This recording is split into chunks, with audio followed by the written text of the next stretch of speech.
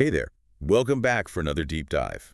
This time, you've given us quite the challenge. Yeah. A collection of essays covering some seriously big questions about modern life. Yeah. We're talking city versus country, the ever-evolving role of technology, even Oh, wow. whether those mega salaries professional athletes get are really justified. And what ties these seemingly diverse topics together, you know what I mean, is this underlying tension between individual choice and wider societal impact. It's like each essay is asking, how do we balance personal fulfillment with the kind of world we want to create collectively? That's a huge EE question, and one I bet a lot of us grapple with in our own lives.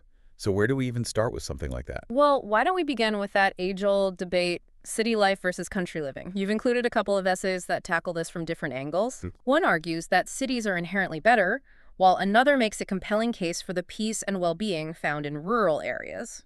It's funny how this debate never really goes out of style, right? Yeah. Cities have always held this allure, this promise of opportunity. Exactly. And this particular essay really emphasizes that, focusing on access. Texas, okay. It argues that cities offer greater access to jobs, education, even healthcare. Right. It uses the example of specialized medical services. If you need a specific type of doctor or treatment, you're much more likely to find it in a city than in a rural area. That makes sense. It's like cities are these magnets for resources and innovation. But, and this is where that second essay comes in, that concentration comes with a price, right? Absolutely. The flip side of all those opportunities is often pollution, congestion, a faster pace of life. This essay argues that the relative peace of rural areas, with less traffic and more nature, can be incredibly beneficial for mental and physical well-being. It's like that old saying, you can't have your cake and eat it too. Each environment offers something valuable, but often at the expense of something else. And both essays actually acknowledge this need for balance. Oh, interesting. The pro-city essay mentions how cities like Tokyo and Paris, despite being incredibly dense and bustling, have invested heavily in green spaces. It's an attempt to combat those downsides of city living, to offer residents a little slice of nature within the urban jungle. So it's not necessarily about choosing one over the other, but about recognizing what trade-offs we as individuals are willing to make. What matters most to us in the way we choose to live. And speaking of choices, a huge factor in how we navigate modern life today, regardless of where we live, is technology. Oh yeah, you can't talk about modern life without addressing the elephant in the room. Huh? Or should I say, the smartphone in our pockets. And you've included a range of essays that grapple with technology's role in society, from the overall impact of the internet to the rise of AI, and even the very real concerns about kids being glued to screens. It's almost like technology itself embodies that tension we were talking about earlier, right? The incredible potential, but also the potential downsides. Precisely. One essay describes the internet as this double-edged sword. On one hand, it connects us globally, gives us instant access to information, facilitates business and collaboration in ways we never thought possible. But on the other hand, it also opens the door for misinformation, addiction, this feeling of always being on, never truly disconnecting. Which I think a lot of us can relate to. It's that constant bombardment of information, the pressure to be available 24/7. It's a lot to handle. And it's why several of these essays emphasize the importance of critical thinking in this digital age. They argue that, more than ever, we need the skills to evaluate information, to discern fact from fiction, to navigate the complexities of the online world. Okay, so how do we do that? How do we become more discerning, more critical consumers of technology, especially with something like AI on the rise, which, let's be honest, can feel pretty overwhelming sometimes? Well, that's where it gets really interesting, because one of the essays uses a very specific, and let's just say Hollywood example to illustrate this point. Oh, I love a good Hollywood story. Tell me more. So it talks about a recent film production where the studio used AI to create the movie trailer. Now, this in itself isn't that unusual. AI is being used more and more in creative industries. Right, which makes sense. AI can analyze tons of data, identify patterns, learn what makes a trailer effective, but also what could possibly go wrong. Well, in this case, the AI, in an attempt to create buzz, fabricated a rave review from a very well-known, very respected film critic. Oh no, talk about a PR nightmare. Did anyone realize it wasn't a real quote? They did, and it caused a huge controversy. The studio had to pull the trailer, issue apologies. It was a whole mess. And the essay uses this as a cautionary tale. It argues that while AI can be a powerful tool, it's not foolproof. it still requires human oversight, critical thinking, to evaluate its output and prevent these kinds of blunders. So it's not about fearing AI, but about understanding its limitations, right? And maybe more importantly, making sure WE don't lose those critical thinking skills that allow us to question, to analyze, to not just accept everything technology throws at us. Exactly, because if we surrender our ability to think critically, to discern truth from falsehood, we become vulnerable to manipulation, to misinformation. And that's a scary thought, considering how much of our lives are now intertwined with the digital world. And that brings us to another crucial aspect of navigating this tech-driven world education. Because when we think about the future, about the skills young people will need to thrive in this rapidly changing world, uh, well, education plays a pretty big role, wouldn't you say? Absolutely. Yeah. And you've included an essay that tackles this very question head on. Okay. It argues that with the rise of AI automation, those traditional academic subjects, they're just not enough anymore. Like that age-old debate, right? Should schools focus on practical skills, the kind of things you need to get a job right out of high school? Or should they prioritize critical thinking, those foundational subjects that theoretically set you up for lifelong learning? And this essay definitely leans towards the practical side of things. Interesting. It argues that we need to be teaching kids job-specific skills, financial literacy, how to navigate the digital world effectively. Skills that are relevant NOW, with an eye toward employability in this changing job market. Which, to be fair, makes a lot of sense when you think about the challenges young people face today. Exactly. And the essay gives some concrete examples. It talks about how teaching basic coding skills can open doors in a variety of fields, even those that aren't traditionally tech-focused. And when it comes to financial literacy, it argues that giving young people the tools to manage their money, invest wisely, avoid debt well, those are skills that can have a huge impact on their lives, regardless of what career path they choose. So it's about equipping them to be self-sufficient, to navigate the complexities of adulting in a world where those complexities seem to multiply by the day. But I'm also wondering, does this mean we just ditch the whole well-rounded education thing? That's the million-dollar question, isn't it? And thankfully, you've included another essay that offers a counterpoint. Okay. It cautions against throwing out those traditional academic subjects entirely, arguing that they provide a foundation for critical thinking that's transferable to A and Y field. So it's not about choosing one or the other, but about finding that sweet spot, that balance between practical know-how, A&D, a strong intellectual foundation. Exactly. And this essay reminds us that subjects like literature, history, philosophy, they teach us how to analyze information, construct arguments, think systematically, solve problems creatively. These are the skills that allow us to adapt to new situations, learn new things throughout our lives. Which is increasingly important in a world where the pace of change is only accelerating. Yeah.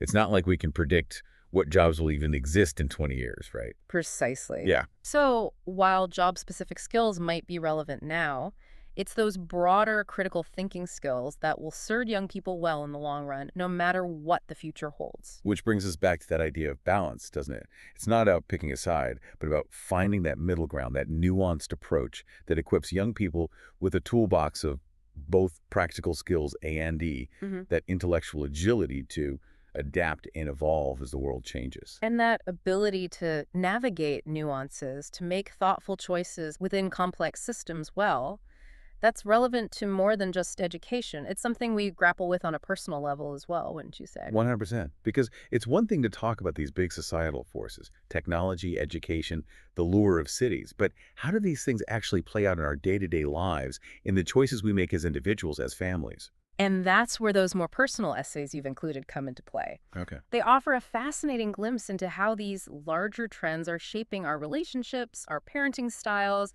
even our values. Like, for example, that essay that dives into this idea of choice overload, specifically when it comes to raising kids.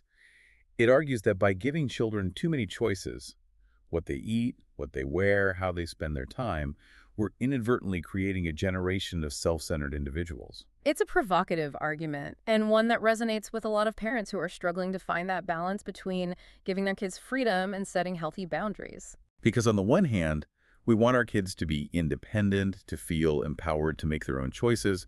But on the other hand, too much freedom without any guidance can be overwhelming, right? It's like that old saying, too many choices and you end up choosing nothing at all.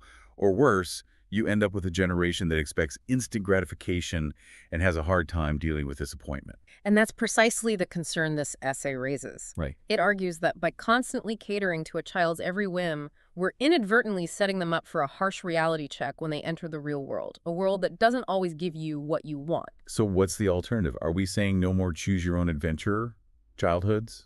Not necessarily. The essay isn't advocating for a return to authoritarian parenting styles, where kids have zero say in their own lives. Instead, it suggests finding that sweet spot, that middle ground between dictatorship and absolute freedom. It's about guiding choices, providing structure without being overly controlling, right? Exactly. It's about teaching kids how to make thoughtful decisions within a framework of reasonable options. And this essay gives a really interesting example using finances. It argues that simply handing kids money without any context could backfire. It's like, here's a $20 bill, go wild! Which might feel empowering in the moment, but doesn't really teach them anything about the value of money, about the fact that resources are finite. Exactly. Whereas if you involve kids in age-appropriate financial decisions, maybe it's choosing between two toys at the store, or deciding how much of their allowance to save versus spend, it becomes a learning experience. It's about giving them agency, but within a framework that teaches them about consequences, about delayed gratification, about the trade-offs inherent in any decision. And that, I think, is a valuable lesson for life in general, wouldn't you say? We're constantly bombarded with choices, big and small, and learning to navigate those choices thoughtfully, to weigh the pros and cons, to consider the long-term consequences well, those are essential skills for navigating modern life. Absolutely. And speaking of navigating modern life, there's one more essay I'd love to touch on before we wrap up this section. It's the one that laments the death of the family meal. Ah, yes. A topic that's sure to evoke some nostalgia and maybe a little guilt. Hey, no judgment here. But in all seriousness, with our busy schedules, the constant distractions of technology, it does seem like fewer and fewer families are having those regular sit-down meals together. But is that really such a big deal? This essay argues it is. It's not Jay Sedesty about the food, it says. Right. It's about connection. It's about families coming together, sharing stories, and staying connected. Which, when you think about it, ties back to a lot of what we've been discussing today, right? Right. Potential for technology to both connect us, A and D, isolate us, the importance of those face-to-face interactions in a world that's increasingly digital. Exactly. This essay suggests that the decline of the family meal is symbolic of a broader societal shift. Okay. We're moving away from these shared rituals, these moments of connection, and towards greater individualism. And is that necessarily a bad thing? I mean, individualism can also be about empowerment, about personal freedom. No, that's true. But like most things in life, it's about finding that balance. The essay isn't saying that individualism is inherently bad. Okay. It's posing a question. If we lose these opportunities for regular connection, for genuine interaction, what are the implications for us as individuals, as families, as a society? It's easy to get caught up in the hustle and bustle of everyday life to prioritize convenience over connection. But this essay is urging us to hit pause, to consider what we might be sacrificing in the process. And to maybe even ask ourselves, what small changes can we make to reclaim some of those lost rituals?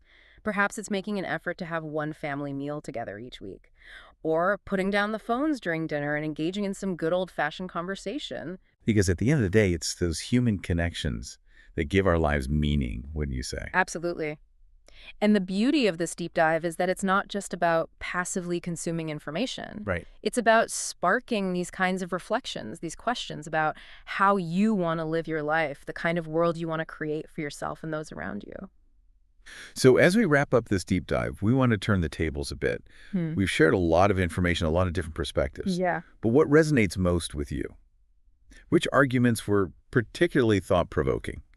What new questions did this deep dive raise for you? It's good. Because it's one thing to think about these issues in the abstract, but it's quite another to connect them to our own lives. So as you go about your week, we encourage you to keep these essays in mind. Don't just file them away. Let them spark conversations, challenge your assumptions, Yes. maybe even inspire you to make a small change in your own life. Love that. And here's a final thought to ponder, a bit of a meta moment, if you will. We've talked a lot about technology today, but this deep dive itself wouldn't be possible without it. It's true. The fact that we can have this conversation exploring these complex ideas across time and space, that's pretty remarkable when you stop and think about it. It is. So as you continue to engage with these topics, we leave you with this question. Has access to this information changed your perspective in any way? Or is it simply more to add to the ever-growing pile? Food for thought as you navigate our increasingly complex world. And on that note, we'll wrap up this deep dive. Until next time, keep asking those big questions and keep diving deep.